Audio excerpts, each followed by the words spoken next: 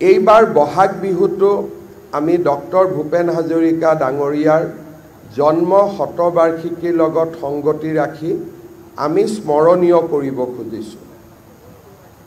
বিহুৰ গোটেইকেইটা নিশাৰ ভিতৰত এটা নিশা আমি ডক্টৰ ভূপেন হাজৰিকাৰ নামত যাতে প্ৰত্যেকখন বিহু সমিতিয়ে পালন কৰে তাৰ বাবে আমি একোটা সুকীয়া ব্যৱস্থা গ্ৰহণ কৰিছোঁ।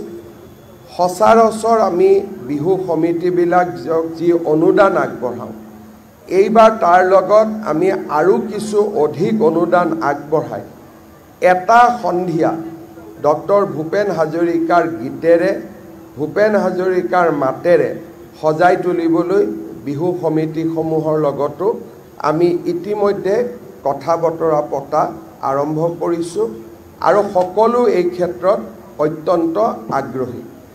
ৰাজ্য চৰকাৰে ডক্টৰ ভূপেন হাজৰিকাৰ স্মৃতিক সজীৱ কৰি ৰাখিবলৈ শদিয়াৰ বগীবিলত এটা সুন্দৰ প্ৰতিমূৰ্তি স্থাপনৰ এটা পৰিকল্পনাও ইতিমধ্যে মঞ্জুৰি কৰিছে। দুই এদিনতে আমি আপোনালোকক জনাব পাৰিম। বগীবিলৰ